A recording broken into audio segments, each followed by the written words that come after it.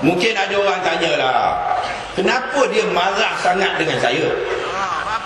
Sampai diisytiharkan saya ni sebagai parasit. Lepas tu marah sangat dengan PAS. Sehingga saya diberitahu ada orang yang mengikut dia telah dedahkan di dalam blok. Dalam pilihan raya yang akan datang ni, apa yang dia akan lakukan? Dia akan letakkan 9 calon di kawasan-kawasan di Selangor, di DUN yang ditandingi oleh PAS. Sebagai usaha 3 penjuru nak tarik undi orang PAS supaya PAS kalah dan UMNO menang. Dan dengan itu, kalau dia berjaya, UMNO akan berikan anugerah kepada dia. Dia akan dilantik sebagai senator dan akan dilantik sebagai menteri. Ini dia pengkhianatan dia. Kenapa dia marah sangat dengan PAS? Saya nak cerita pada tuan-tuan dan puan-puan. Pada 2003, Datuk Dr. Sanali ni dia telah dilantik sebagai Pesuruhjaya PAS Negeri Selangor. Kali yang pertama dia jadi Pesuruhjaya, dia lantik saya sebagai Ketua Penerangan. 2005 dia jadi Pesuruhjaya lagi, dia lantik saya sebagai Bendahari. 2007 dia diteruskan sebagai Pesuruhjaya, dia lantik saya sebagai Timbalan Pesuruhjaya. 2007, tahun sebelum pilihan raya. Maknanya bila pilihan raya, dia Pesuruhjaya, saya Timbalan Pesuruhjaya. Tiba-tiba kita menang. Dan bila kita menang, PAS menang 8 kursi, Barisan Nasional menang 20, PKR menang 15, DAP menang 13.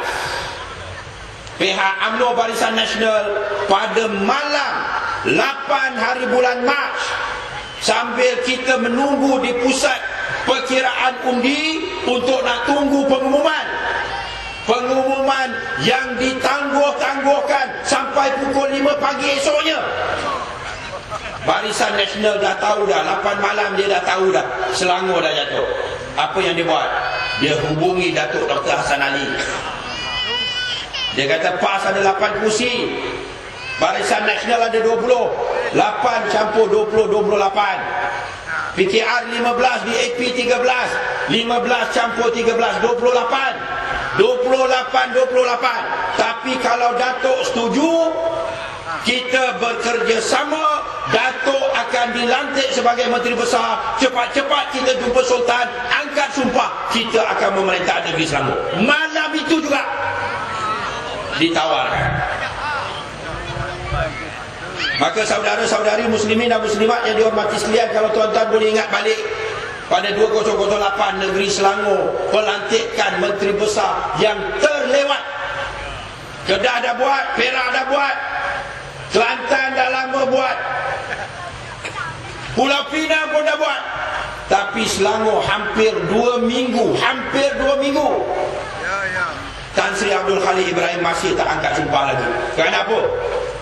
Kerana surat persetujuan daripada PAS Selangor tidak ditandatangani. Sambil menunggu, mereka aturkan pertemuan di antara pimpinan UMNO dan pimpinan PAS. Hari yang keempat ataupun yang kelima selepas menang, saya dapat maklumat pertemuan dengan Pak Lah dan Khair Toyo akan diadakan, dan pimpinan PAS akan hadir untuk merunding tentang soal negeri Selangor.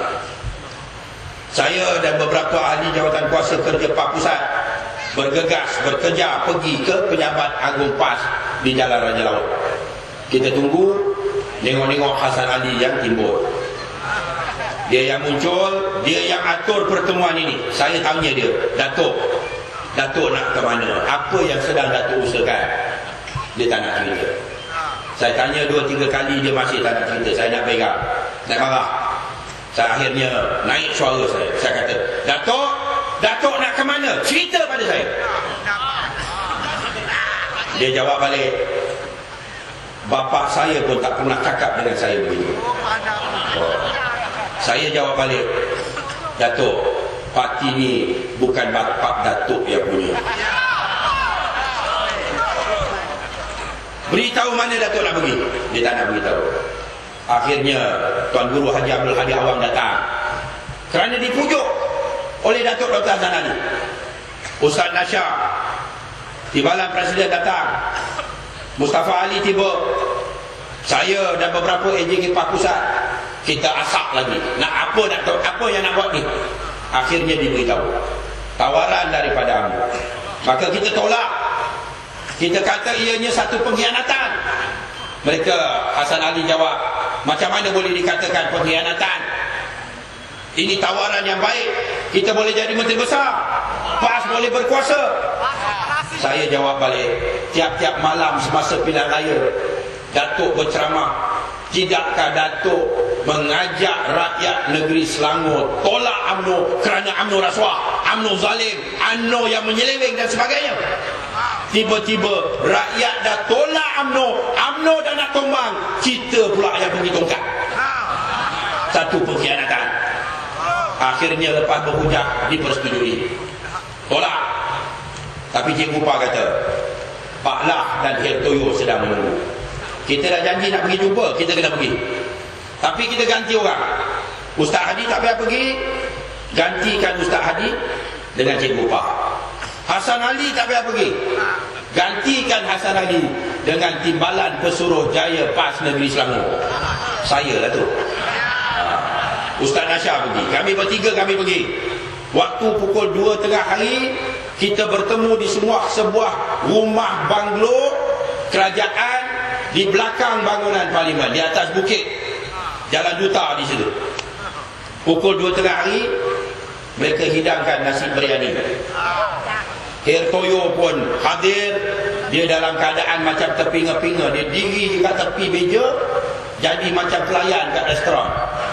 Saya habis makan, dia tambahkan nasi. Habis minum, dia tuangkan kopi. 2 kali dia tambah kopi. Maklumlah, baru je hilang kerajaan, tak tahu apa nak buat, ya?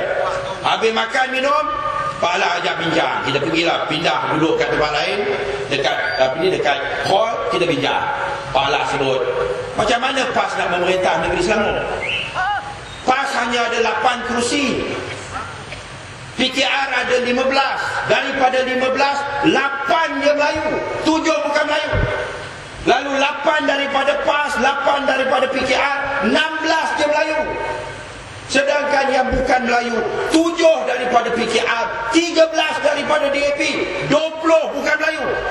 16 Melayu, 20 bukan Melayu. Kamu akan menjadi kerajaan Melayu minoriti. Mereka akan menindas kamu. Ni hujah Pak Lah. Lalu saya tanya Pak Lah, itu je masalah dia Pak Lah? Dia kata, ya, itu masalah. Kalau itu je masalahnya Pak Lah, saya kata penyelesaian dia cukup mudah.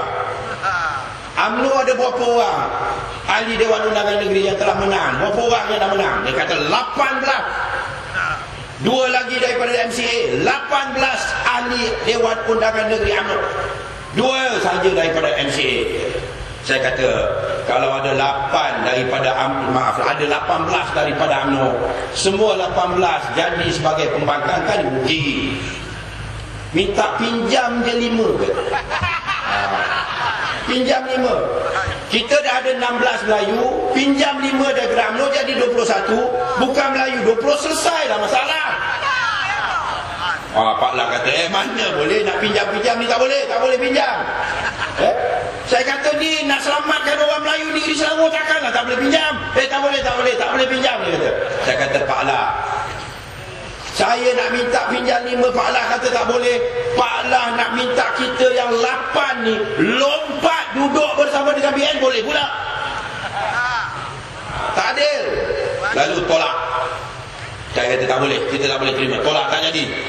Lalu bila saya balik ke Jalan Raja Laut, Jabat PAS Pusat, Jabat Agung PAS, jumpa balik dengan Hasan Ali. Dia dah dengar dah berita tawaran ditolak. Lalu dia tanya saya, one on one, saya dengan dia, kita berdua. Dia tanya saya, siapa sepatutnya menjadi Menteri Besar Negeri Selangor? Dia tanya saya. Saya kata Tan Sri Abdul Khalid Ibrahim. Berubah mata muka dia, berubah muka dia. Dia diam, dia paling, lepas dia jalan. Dan semenjak itulah hubungan saya dengan dia tak seperti dulu. Dulu dia anggap saya ni orang kanan dia. Tapi bagi dia, orang kanan dia mesti backing dia, mesti sokong dia. Hak dia untuk menjadi Menteri Besar.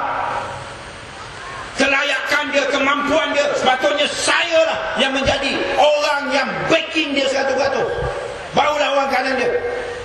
Tu yang dia lantik saya sebagai Ketua Penerangan, Bendahari Timbalan Pesuruh Jaya, orang kanan dia. Tapi bila saya tak backing dia, maka dia kecewa dan dia anggap macam saya dikhianati. Tuan-tuan, macam mana saya nak backing? Cubalah tuan-tuan fikir, kita menang 5 negeri. Kelantan, Menteri Besarnya daripada PAS. Kedah, Menteri Besarnya daripada PAS. Perak, pada ketika itu, Menteri Besarnya daripada PAS. Pulau Pinang, Ketua Menteri daripada DAP, tinggal hanya Selangor. PKR langsung 1 pun tak ada. PAS dah ada 3. Dalam Selangor, PKR 15 kerusi. PAS hanya 8. Calon PKR pun ada, Tan Sri Abdul Khalid Ibrahim. Takkan kita nak tuntut, nak bergaduh dengan PKR kerana kita juga nak juga jadi Menteri Besar dalam keadaan 3 negeri kita dah ada. Itu bukan kawan, itu bukan rakan. Itu betul-betul pelesik sikap macam tu. Lalu masa tu dia dah kecewa dengan saya. Dan pernah dia sebut, dia kata, siapa Nizam? Siapa Datuk Seri Nizam? Siapa Nizam? Sebelum pilihan raya tak pernah dengar pun nama Nizam. Kenapa PAS boleh sokong Nizam untuk menjadi Menteri Besar, tapi tak boleh sokong dia? Sedangkan dia lebih masyhur, lebih terkenal, lebih hebat. Datuk